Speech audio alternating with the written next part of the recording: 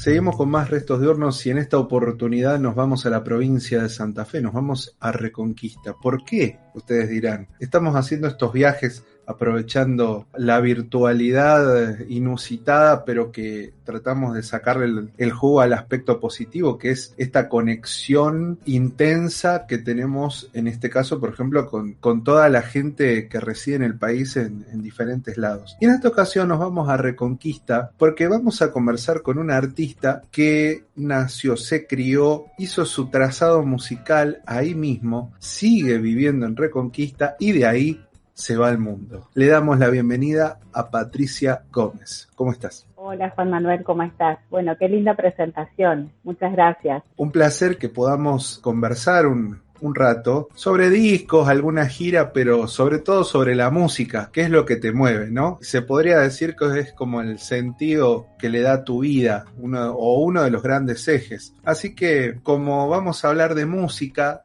a mí me gusta saber siempre a dónde empezó todo esto. Es decir, en un taller, te llevó la familia a algún lado, pasaste por casualidad viste un volante de algo de clases de canto, algún disco te despertó las ganas totales. Contame. Lo mío fue en la infancia más lejana que me puedo llegar a acordar, porque realmente fue cuando yo era muy chica, muy niña. Mis padres eran músicos, ¿sí? Mis hermanos también. Yo soy la más chica de una familia muy grande de 7 hermanos. Entonces, era muy habitual para mí estar presente en los ensayos, en los viajes, acompañar a mi viejo, que él tenía una orquesta típica en ese momento. Y bueno, y salía a tocar a los bailes, a los fogones, a distintos lugares. Y bueno, y yo era la más chica y lo acompañábamos con mi mamá. Entonces, bueno, era como yo había naturalizado la cuestión de la música como una prioridad en mi casa. Y digo que es una prioridad, fue una prioridad, y actualmente sigo por esa elección, porque muchas veces la música no solamente fue un espacio de placer, de gusto, de expresión, sino también que fue el medio de vida de mi familia. O sea, mi viejo traía el plato de comida a mi casa gracias a la música. Entonces, por eso digo que la música para nosotros, para mi familia, para mí, fue y es una prioridad en todo sentido. Así que cómo no estarle agradecida. Entonces empezaron mis primeras canciones en la ronda de mates de las tardes, cuando mi mamá preparaba el matecito para la tardecita, se tomaban con mi viejo y con mis hermanos hacíamos la rueda al lado de ellos y aparecía la guitarra, porque si bien ellos tenían sus momentos de ensayo con sus grupos y demás, hablo de mis hermanos también, siempre en esa rueda de mates de la tardecita aparecía alguna que otra canción para mostrar, para compartir, para componer. Entonces la guitarra estaba a mano. Y bueno, como yo era parte de ese círculo casi ritual de todos los días o de todas las tardes de mi casa, durante muchos años fue así, me encuentro de pronto canturreando alguna que otra canción que se la escuchaba a mis hermanos. Entonces me acuerdo muy bien cuando una tarde yo tendría unos 6 años y bueno, empiezo a tararear una canción y mi papá me dice, a ver, otra vez me dice, o sea, como que me prestó atención y empiezo a cantarla de vuelta, pero bueno, como yo era una nenita, dice, era un juego, y ahí ya que me dio vergüenza, no quería seguir cantando. Entonces mis hermanas me decían, dale Patri, cantale a papá, si vos siempre cantás con nosotras. Bueno, canté un poquito, entonces él agarra la guitarra y empieza como a buscar el tono en el que yo estaba cantando. Y me hace la seña como que siga cantando. Y él me empezó a acompañar. Y yo canté la canción entera. Y ahí fue como una sorpresa para él, porque es como que nunca me había prestado atención a que yo ya canturreaba. Entonces me dice, ¿te sabes otras canciones, hija? Sí, le digo, yo sé un montón de canciones. Y empecé a decirle las que sabía. Y cantaba las que cantaban mis hermanos. Bueno, así que, no, me dice, pero ¿a vos te gusta la música y qué sé yo? Y sí, pero bueno, repito, era una niña muy chiquita. Bueno, me dice, vamos a hacer lo siguiente. Vamos a empezar a estudiar música, me dice, porque si a vos te gusta la música. Así que bueno, empecé a tomar clases de piano, porque me gustaba mucho el piano. Y bueno, él me enseñó las primeras nociones de canto, ¿no? Después sí, obviamente me fui con una profe, pero primero él. Y bueno, y empecé a cantar y yo empecé a ser parte de esa especie de fogón que se hacía en mi casa todos los días, ese ritual del mate, de la guitarra, de mis hermanos, de mi familia. Y bueno, entonces todo eso pasaba, en la escuela se enteraron que yo cantaba, así que ya me pedían cantar en los actos. Había, qué sé yo, fogones en la capilla del barrio, entonces mis hermanos me llevaban y cantaban ellos y ahí invitaban a la hermanita menor a cantar. Y bueno, y ahí yo como que empezaron, pero esta canta también, así que bueno, y así empecé de a poco como a cantar en distintos ámbitos.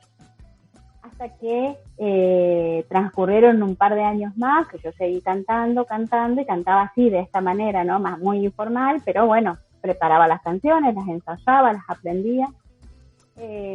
Me presenté en la prefiesta del Festival del Festival del Noreste Argentino. Un festival que se hace acá en Reconquista, se hacía, ya no se hace más. Un festival por el que han transcurrido muchísimos artistas, era un festival que todo el norte santafesino esperaba porque vinieron todos, Horacio Guaraní, Mercedes, los Tucutucu, Daniel Altamirano, Jorge Castrune, todos pasaron por acá, por este festival.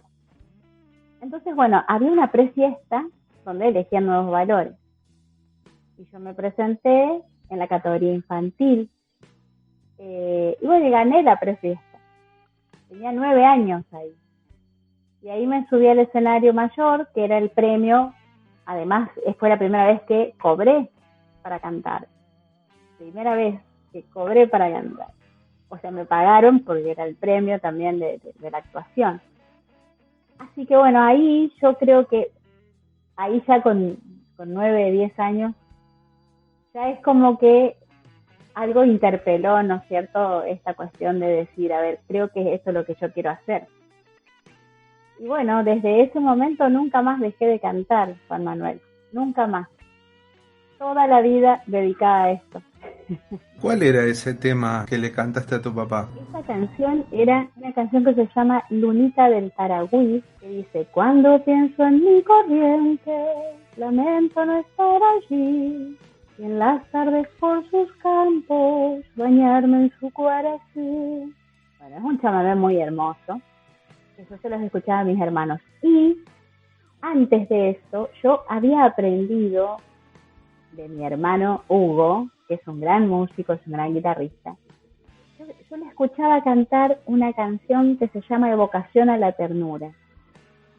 Y a mí me atrapaba mucho la melodía. Yo no entendía nada lo que decía la letra, porque bueno, era tan chica que no, incluso tenía en mi media lengua no me salía. Y él me enseñó un pedacito. Entonces eso yo ya cantaba mientras jugaba, por ahí mientras hacía mandados, ¿viste? Eso que los niños hacen de canturrear o de jugar a cantar. Y ahí cantaba, cuando allá en Curuzú nos juramos amor. Esa canción. Y bueno, así que yo tenía esas dos canciones dando vueltas y cuando las muestro a mi viejo, claro, mi papá dijo, mira, la niña también va a cantar, va a hacer música. ¿Y cuál canción hizo que ganaras ese festival infantil? ¿Te acordás? Sí, por supuesto. Canté una canción que se llama Canto Islero, que en el estribillo dice, la la la, el hornero y su yuncita te dirán, la la, que tu río poco a poco crecerá.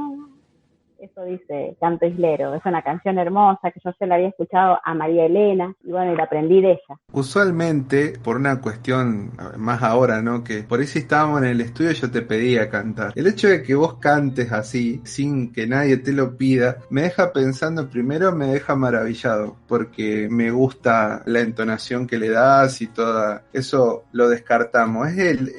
Lo descartamos sin sacarle la importancia, ¿no? Me deja maravillado esta cuestión de que tuviste que traer el canto sí o sí porque es una manera de evocar esos momentos felices, ¿no? Evocar a la familia, al momento de ir con tu papá, con tus hermanas, pues con tu hermano y los ensayos y las rondas y todo eso simplemente por el canto. Así que bárbaro eso, que siga sucediendo y que sigan haciendo todo el tiempo. Bueno, gracias. Y yo creo que es una buena manera de encontrarse con los afectos, ¿no? Y con las personas con las que uno, digamos, está cerca y con quienes también comparte eso que tiene que ver, que va mucho más allá de las palabras, ¿no? Esta cuestión que sucede cuando hay música en el medio y como canal de comunicación.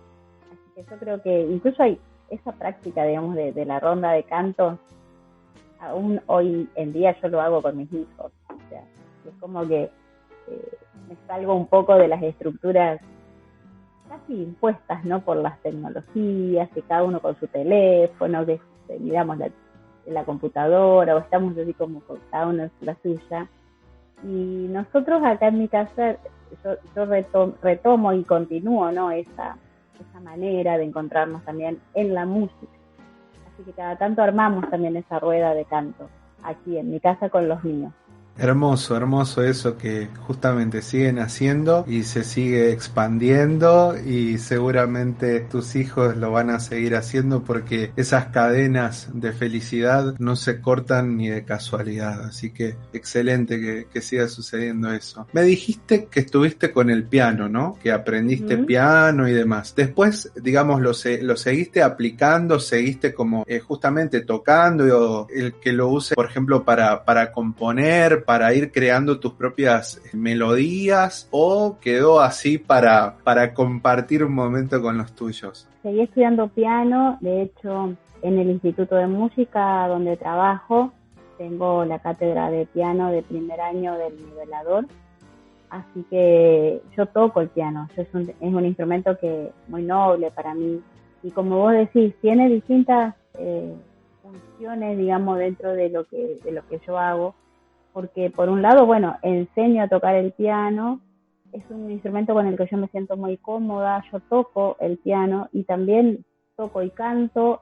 Cuando canto en vivo no toco instrumentos, a veces toco la guitarra, pero sí me sirve para componer y también me sirve para sacar canciones. Yo cuando saco las canciones las saco con el piano y obviamente para mis clases de canto, que es el mejor amigo del profe de canto, el piano. Y con respecto a este disco justamente de raíz, que ahí hay el tema, digamos, el nombre del disco, el primer tema, por lo que leo, en la música estás ahí como compositora. También me llama la atención que hay como una evocación a la zona de donde sos, es decir, noreste del país, es como toda una región que está ahí, pero aparece Fito Páez, por ejemplo, y quería preguntarte por qué aparece, por qué los traes o por qué lo traes, y si hay, digamos, también otros artistas que tal vez no son de esa, así al igual que Fito Páez, de la línea que veo que vas como siguiendo en ese trazado. Claro, es muy buena tu pregunta porque en realidad eso tiene que ver con un concepto del disco, ¿no? El disco se llama De Raíz justamente porque me pareció importante y yo necesitaba hacer un disco donde reuniera canciones de compositores que son parte de mi raíz como música y también de la raíz del gran árbol que es la música popular argentina. Entonces, yo creo que un músico es también lo que escuchó de aquello que se nutrió en su historia, en su imaginario. Entonces, en este disco están esos compositores. y Fito Páez para mí, además de la tremenda admiración que siento por él como compositor, él es parte de esta raíz mía y de la raíz de la música popular. Lo mismo que León Gieco, que también está en este disco. Entonces, hay ahí como una confluencia de compositores y de autores que tienen que ver justamente con esto, con la raíz del gran árbol de la música popular y a la vez con mis raíces como músico. Igual me faltó el detalle no menor, por supuesto que Fito Páez es rosarino y también León Gieco es coprovinciano tuyo, así que digamos, no te fuiste, parece que te fuiste, pero en realidad que te fuiste del rango, pero no te fuiste demasiado en realidad. Están ahí, están dando vueltas esa evocación. Me gustaría saber justamente, ya que fuiste nombrando a esta gente de la que te has ido nutriendo y siendo que venís de una casa de música constante, tanto en el sentido profesional, porque era un trabajo, y en el sentido de pasar el rato. Entonces me gustaría saber qué había para escuchar. ¿Había más discos? ¿Había más cassettes? ¿Qué compartían ahí con los hermanos? ¿Qué podía ser más considerado un baluarte? Que había que cuidarlo, que había que pasarle la franela de vez en cuando para que no se raye tanto. En mi casa se escuchaba mucho tango, había muchos discos de tango, había muchos discos de chamamé tradicional, de los hermanos Barrios, de los hermanos Cardoso, de Tránsito Cocomarola, de Ernesto Montiel, de Salvador Miquel, de cantoras chamameceras como Ramona Galarza, María Ofelia, Paloma Valdés, María Elena, Ofelia Leiva. Claro, en mi primera infancia estaban los vinilos. Había solo vinilos, después cuando empezaron a aparecer los cassettes, empecé yo también a nutrirme de esas músicas que estaban en esos dispositivos, que empezaron a llegar de la mano de mis hermanos. Entonces ellos trajeron música de Daniel Altamirano, de los Tucutucu, de Daniel Toro, de Joan Manuel Serrat, de Luis Alberto Spinetta, de los Beatles, de Fito Páez en sus comienzos, de León, muchísimo. Había mucho para escuchar y estaba buenísimo porque todos teníamos, porque pues yo empecé a participar de la selección, obviamente, de la música, teníamos, digamos, la posibilidad de poner un disco que nos gustase. Entonces elegíamos un disco, lo escuchábamos completo, y así también aprendimos desde este lugar de la apreciación de la música, ¿no? Y desde la valoración de la música como arte. Así que todo eso había para escuchar en mi casa. Y después, los Beatles fueron muy importantes en ese gran abanico de cosas que teníamos para escuchar. Joan Manuel Serrat lo mismo.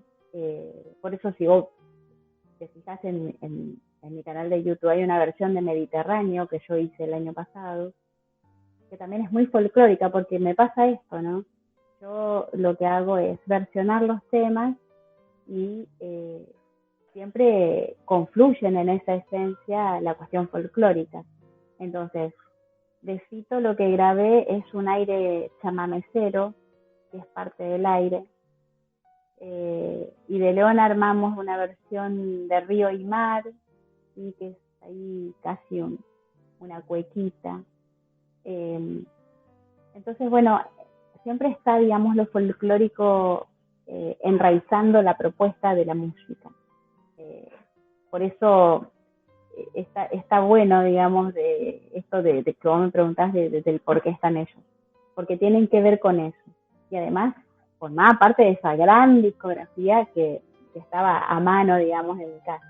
Eso sí que a mano estaba, bien ahí. Teníamos un combinado que tenía mi viejo, y después, por supuesto, la novedad de comprar el primer pasacassette.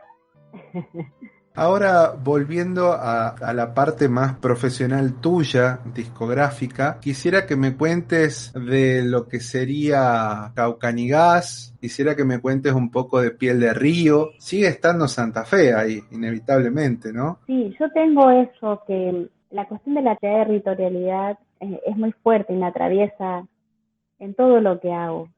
Pero siempre considero que la música tiene que ir más allá de las fronteras geográficas.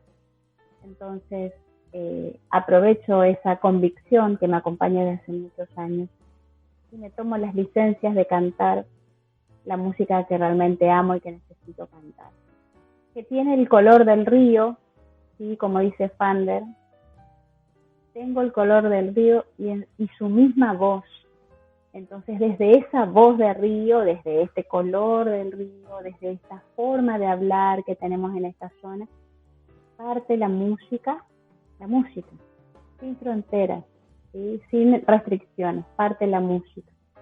Entonces, bueno, Piel de Río es un disco que salió en el 2015, es un disco que está organizado como si fuese un libro, como si tiene capítulos. Piel de Río. Entonces, tiene un prólogo y un epílogo y tiene capítulos. Y en cada capítulo, cada canción es, digamos, una parte de ese capítulo. Es un disco muy querido por mí, totalmente autogestivo como todo lo que hago, pero particularmente ese disco me costó mucho, de todo, en todo sentido. Me costó económicamente, me costó artísticamente, porque bueno, hacía mucho que no grababa, entonces fíjate que el disco anterior a ese sale en el 2006 y recién en el 2015 yo pude editar otro disco. O sea, fueron muchos años de no poder sacar un disco. Así que bueno, ese disco es un disco muy querido y es un disco que fue muy bien recibido en Buenos Aires, en las emisoras de radio, tuvo mucha difusión. Después, Piel de Río llega Jaucanigás, que es un disco que viene a celebrar 35 años con la música. Es un disco que tiene el nombre del pueblo originario que habitaba esta zona de donde soy yo. Los avipones se autodenominaban los jaucanigases, que quiere decir gente del agua, es un vocablo avipón justamente. Y también es el nombre de uno de los humedales más importantes que tenemos acá en Argentina. Caucanigás es un sitio Ramsar, es un sitio protegido y es realmente hermosísimo. Se expande desde Calchaquí hasta Villa Ocampo en el norte santafesino y bueno, tiene una flora y una fauna maravillosas, dignas de conocer. Y toda la zona de islas es muy hermosa también. Todo eso es el Jaucanigás. Y bueno, yo creo que luego de 35 años y más ahora, ¿no?, de carrera, sentí esa necesidad de cantarle al lugar y haciendo la mención como corresponde del lugar y todo lo que eso implica. Entonces, Jaucanigás es un disco doble, con la osadía de grabar un disco doble en estos tiempos. Es un álbum doble que tiene 21 canciones y yo considero que cada canción es una historia que pertenece a la gente del agua. ¿Sí? La gente del agua, la gente que vive a la vera del río. De este río, Paraná, al lado del cual vivo yo, o de cualquier río, puede ser otro río. Incluso ese río que sueña y va rumbo al mar siempre. Entonces, eso es Jaucanigás. Y después, bueno, viene este de raíz, que lo estrenamos este año, y que bueno, ahí está recién salido, y está esperando ver los escenarios para ser presentado, como fueron presentados los otros discos. Este mes y un poquito de noviembre hay una gira intensa netamente santafesina para esta presentación, ¿no? Veo que hay varias localidades. Me gustaría saber si se puede confirmar o no, si hay alguna fecha próxima aquí en Córdoba, tanto en Capital como en alguna de las localidades. Mira, nosotros todos los años mandamos nuestra propuesta a los festivales y demás. Estuve en Cosquín en el 2019, en el 2020, en el escenario mayor, y ahora hemos vuelto a mandar obviamente nuestra propuesta. Todavía no está cerrada la cartelera, así que por ahí es probable que podamos volver. Y si no estamos ahí, nosotros vamos igual, porque Cosquín creo que es un lugar donde hay que ir, donde los artistas nos encontramos más allá del festival. Nos encontramos en otros ámbitos que suceden en ese momento mágico que tiene el verano para los músicos que hacemos folclore.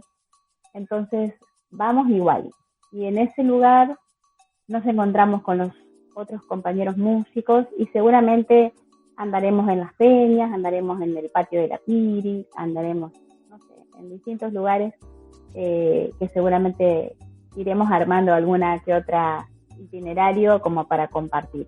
Entonces, lo de los festivales del verano están ahí a confirmar, pero nosotros a Córdoba vamos igual. aunque no toquemos en el escenario mayor, vamos igual a llevar nuestro disco, que eso te iba a decir, de raíz va a salir en formato físico. Ahora en estos días ya va a llegar la primera tirada de formato físico, que si bien dice que la gente por ahí ya no consume tanto el disco en el disco objeto, yo todavía considero que justamente está bueno tener el objeto disco como una manera más hasta cariñosa de guardar la música o de conservar la música. Entonces hay mucha gente que nos preguntó si teníamos el disco, y la verdad que nos costó, recién ahora lo pudimos hacer porque es muy, muy caro hacer un disco físico. Pero bueno, ahora ya lo encaramos, ya lo tenemos, está todo resuelto, falta que se termine nada más la fabricación.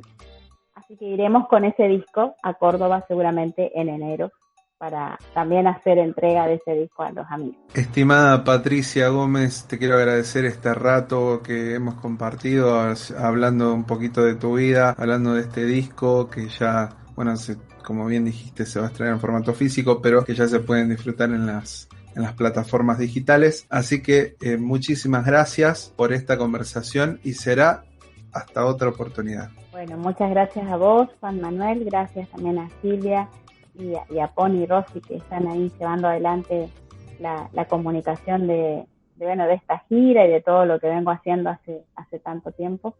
Y bueno, un gustazo charlar con vos.